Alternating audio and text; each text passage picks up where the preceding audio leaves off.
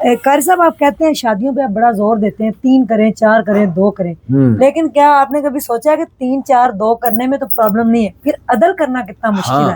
دیکھیں سنیں، عدل کرنے میں اس میں مرد کو بھی عدل کرنا ہوتا ہے اور عورتوں کو بھی عدل کرنے میں ساتھ دینا ہوتا ہے۔ جیسے ماشاءاللہ آپ نے بہت خوبصورت بات کی، میرے دل کو لگی کہ آپ کے شوہر نے آپ کو بہت قیمتی آپ کی دوسری خاوند شریک بہن کے لیے کچھ سستا لینے کا ارادہ کیا تو آپ نے خود اس کو روکا، خبردار۔ میں سمجھتا ہوں اس وقت کائنات کی عورت کی سب سے بڑی نیکی یہ ہے جو آپ نے اپنے شوہر کی دوسری شادی آپ نے سنا آپ نے خود کروائی تھی؟ جی میں نے خود کروائی۔ بہت بڑی بات ہے یہ تو، اس دنیا کی سب سے بڑی عورت کے لیے سب سے بڑی نیکی ہے کہ وہ اپنے شوہر کی اس جائز ضرورت کو، حلال ضرورت کو حلال طریقے سے اللہ کی رضا کے لیے پورا کرے۔ یہ نفس کے خلاف ہے، اللہ کی رضا کے مطابق اپنے شوہر کی دوسری شادی میں معاونت کی۔ اللہ کی قسم آپ کی اس معاونت کی برکت سے اللہ تعالیٰ آپ کو بہت زیادہ انعامات سے نوازیں گے انشاءاللہ ثم انشاءاللہ۔ میں اللہ کی ذات عالی سے امید کرتے ہوئے قسم اٹھا لوں۔ قاری صاحب یہ بتائیے گا کہ کئی لوگوں نے 2 3 4 شادیاں کر رکھی، لیکن میں نے ایسی کئی شادیاں دیکھی ہیں جن میں سے ایک بیگم کو انتہائی تکلیف میں رکھا ہوا ہے اور ایک بیگم کو ساری سہولیات دی ہوئی ہیں، تو پھر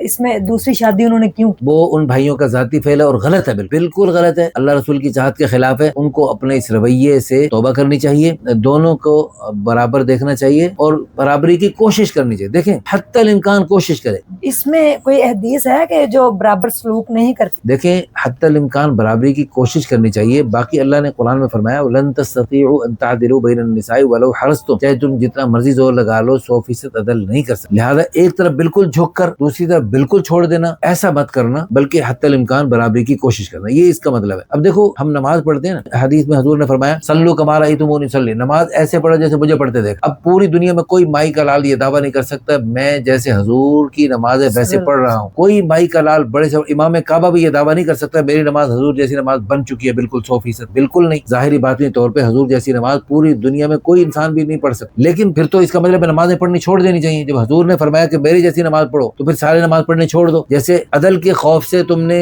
شادیاں چھوڑ دی اس سے نمازیں پڑھنے بھی چھوڑ دو۔ تو بھائی اس کا مطلب یہ ہے کہ عدل کرنے کی کوشش کرو، نماز ٹھیک پڑھنے کی، حضور جیسی نماز بنانے کی کوشش کرو۔ تو ہم کوشش کے مکلف ہیں، ہم الٹے بھی لٹک جائیں 100 دفعہ پیدا ہو کر دوبارہ آ جائیں، حضور جیسی نماز نہیں پڑھ سکتے لیکن حضور جیسی نماز پڑھنے کی کوشش کر سکتے ہیں۔ انشاءاللہ اللہ پاک ہمیں حضور جیسی نماز پڑھنے کا اس کوشش کی برکت سے ثواب عطا فرمائے۔ اسی طرح عدل کرنے کی ہم کوشش کریں، کمی بیشی ہو گئی اللہ تعالیٰ معاف فرما دے۔